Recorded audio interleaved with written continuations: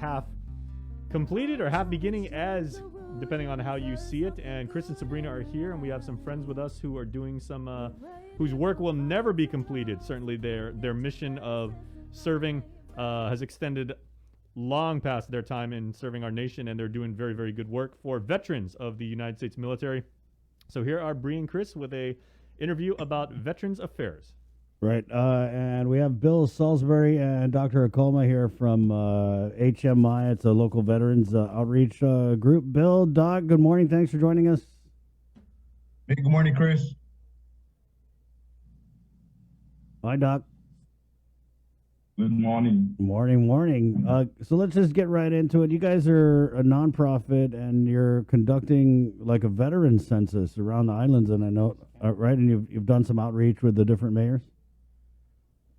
Yes, sir, that's right. We're doing outreaches with the different mayors to try and get an accurate count of veterans on island.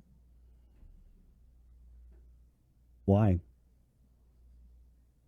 Part of HMI's existence, it was created by veterans, for veterans, with the mission of helping veterans and their families.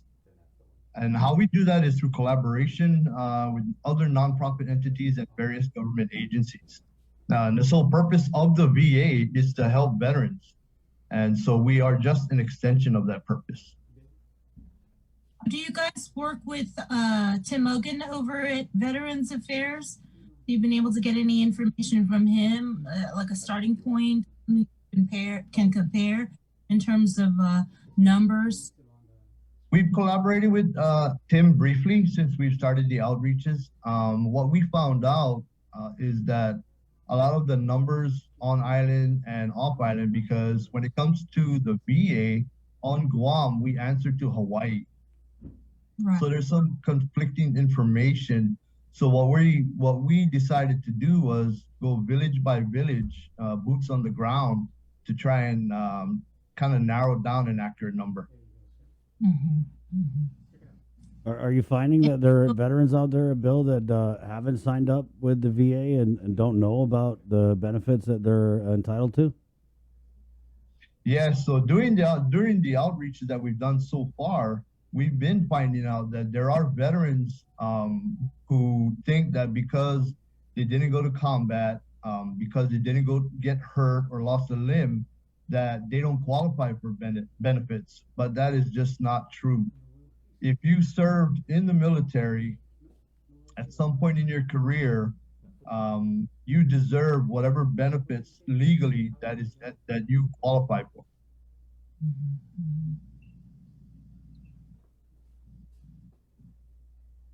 What do you hear from? Go ahead, Bree. No, go ahead.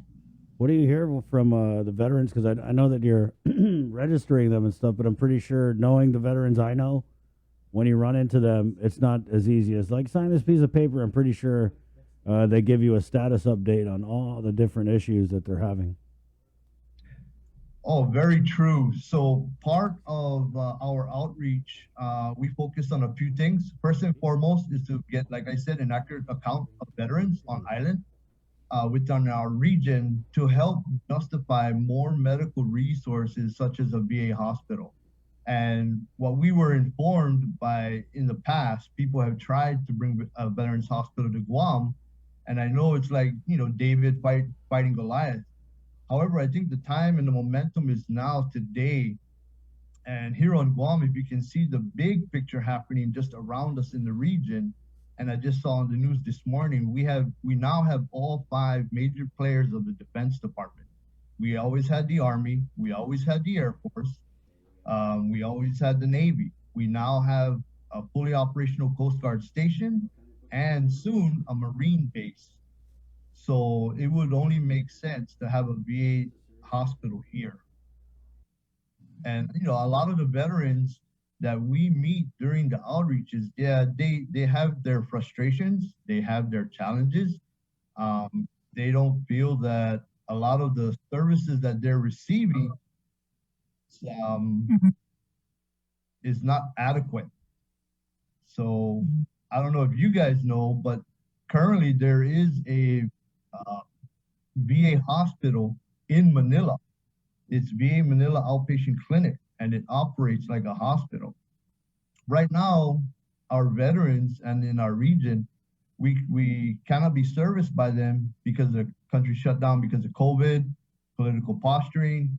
So with the limited resources here, if the service is not offered on Guam, we'd have to fly to Hawaii, which is very expensive. And secondly, what we try to do during the outreach is speaking what we call the Veterans Administration's language.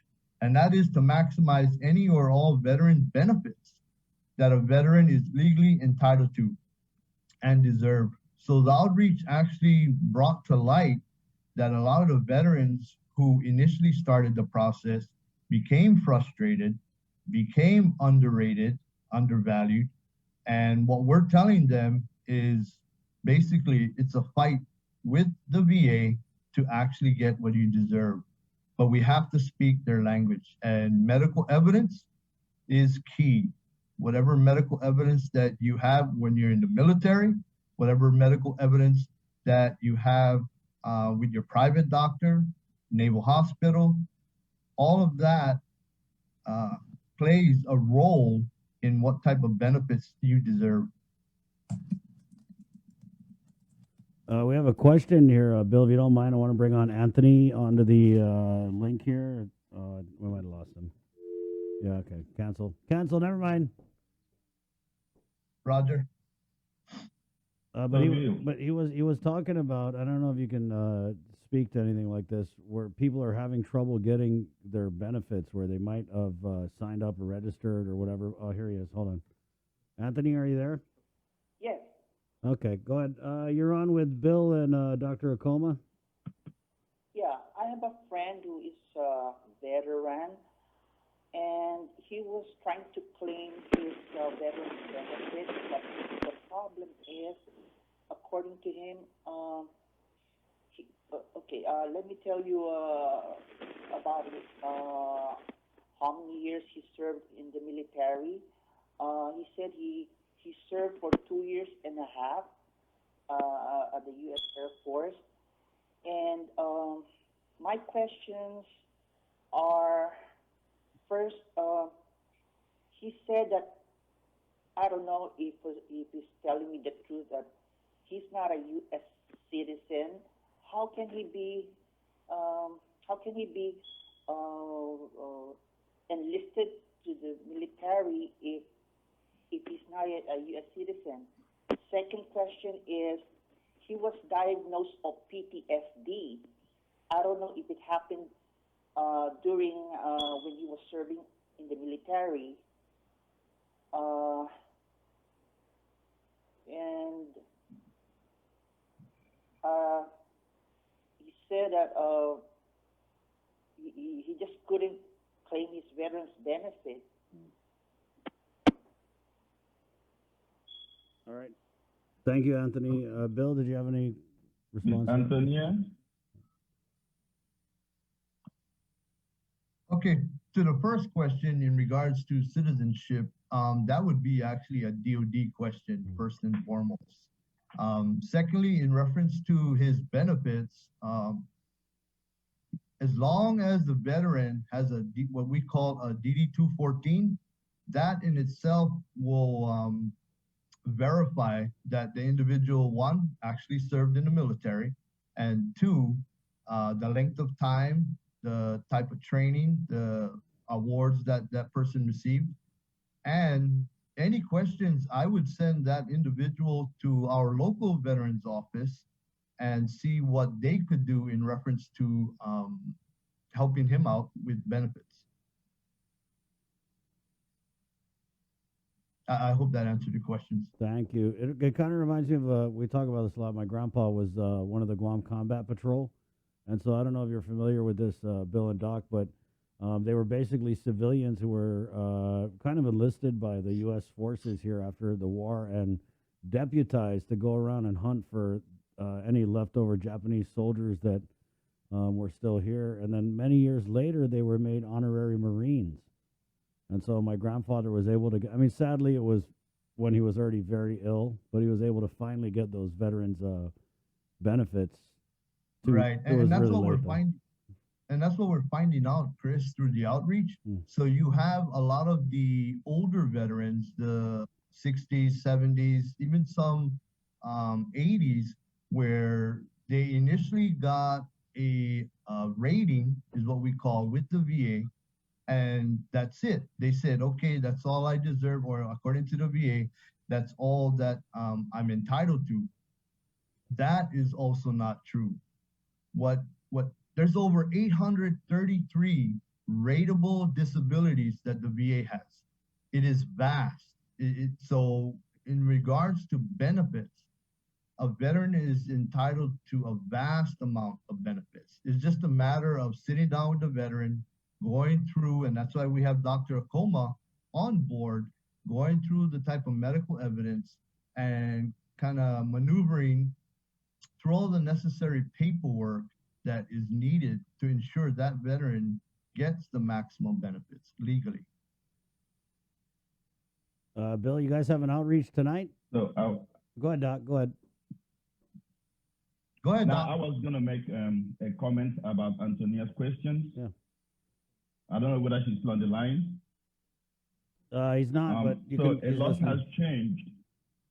Yeah, a lot has changed with the DoD and the VA in the last 20 years. So soon after the start of the Iraq War, the DoD changed its rules on citizenship. So if you served in uniform for 6 months, you automatically qualify to apply and be granted U.S. citizenship. So that law is still in the books. So depending on the time this person served, they should have been given U.S. citizenship within 6 months of joining the military. Maybe they need to find out why they didn't apply, because you have to apply for it. It's not automatic. Then when it comes to benefits, 20, 30 years ago, the VA was eager to disqualify veterans. But a lot has changed. With Choice Act, Admission Act, the VA is more open to bringing in more veterans into the fold right now. There are people who only went to basic training and still qualify for VA benefits. There are people who were discharged other than honorable and still get VA benefits.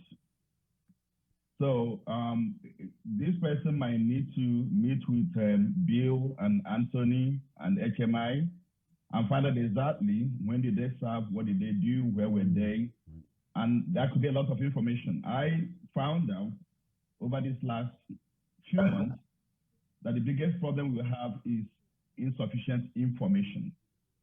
There's a lot of misinformation and a lot of ignorance about the way the VA and the military works that this town hall is bringing out.